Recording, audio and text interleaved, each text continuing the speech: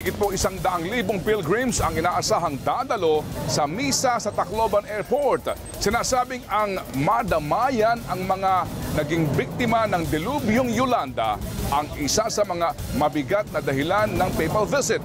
Kaugnay niyan, live, nagpapatrol po naman mula sa Tacloban City Airport. Nandun si Jeff Canoy. Jeff, nagsimula na ba ang pumwesto ang mga pilgrims dyan sa airport? Ted, kanina nga lang ay pinayagan ng pumasok ang mga pilgrim dito sa venue ng Papal Mass sa may airport. Kanina napakahaba na, Ted, ng pila ng mga pilgrim sa may labas ng airport at medyo natagalan bago sila pumasok. At hanggang ngayon ay medyo unti-unti pa nga lang talaga nakakalusot dahil napakahigpit ng security dito. Pagdating ng mga pilgrims, hindi lang basta isang inspeksyon yung gagawin sa mga dinala nilang transparent na bag, kundi parang 3 level, 3 pulis ang mag-check bago makarating pa sa mga metal detector bago pa makapasok dito. Sa ngayon, nakikita nyo ngayon nakalatag na yung mga volunteers, pati rin yung mga pulis at ilang pilgrims na pagod na nakatayo buong araw, pumwesto na at naghanap na ng mauupuan sa kanilang mga quadrant na nagre-represent na kinabibilangan nilang parish. Sa ngayon, Ted, pinaliliwanag sa kanila yung mga batas dito na ipatutupad simula ngayong gabi. Katulad na lang na kung may gustong gumamit ng mga portalet na nasa labas nitong venue, ay pag pumunta kayo doon, kailangan dumaan ulit kayo sa pila at dumaan sa matindi at mabusising security check na ipinatutupad dito. Pero sabi nga ng mga pilgrims na nakausap natin, ay ready sila na maghintay ng 18 oras bago masilayan ang Santo Papa na inaasahan naman na dadalhin ang mensahe ng mercy at compassion sa kanyang misa bukas.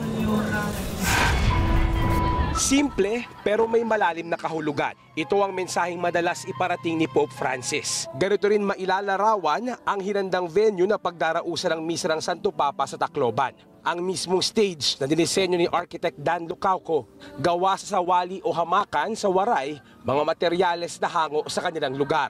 Sa altar, ipupwesto ang 3 imaheng mahalaga sa mga nasalanta.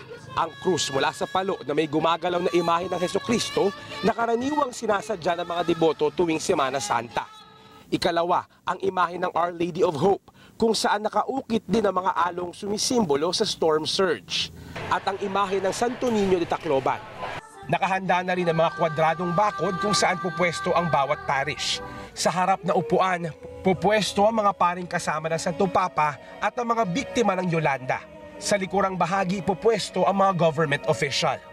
Si Father Mike Ivo Velasquez ang namuno sa pagbuo ng mga mangyayari sa misa. Laking palo si Father Mark. At sa pagbisita ni Pope John Paul II noong 1995 sa Maynila, naisip niya noon kung may posibilidad ba na bumisita rin ng isang Santo Papa sa Tacloban at Palo.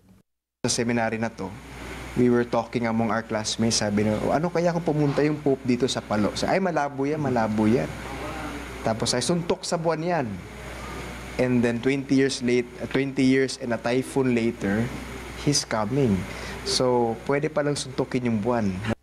Ayon kay Father Mark, Yolanda ang isa sa mga dahilan sa bisita ng Santo Papa.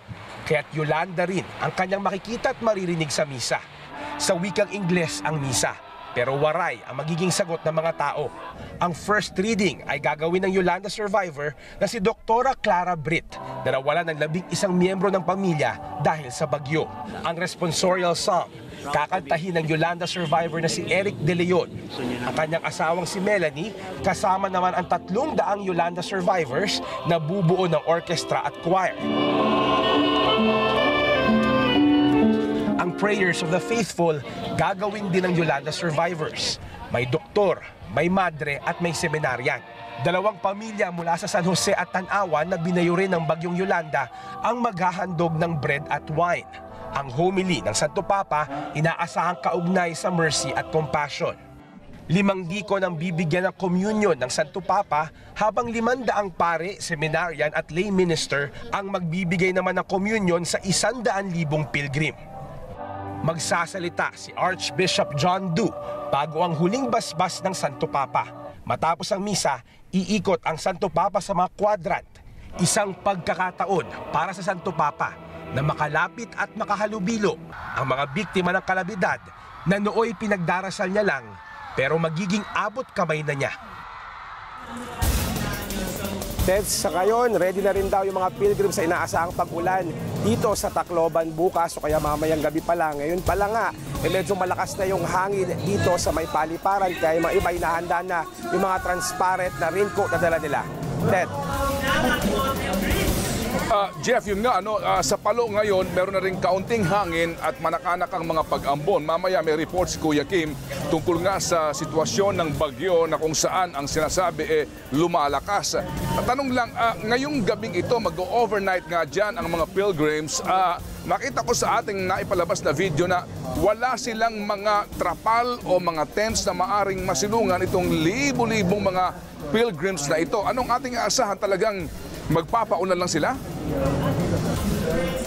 Ted, mukhang ganun nga yung mangyayari kasi pinagbabawal nga ng security dito na magdala o magtirik sila ng mga tent, mismo mga upuan bawal, payong bawal. Ang pwede nga lang ay yung raincoat.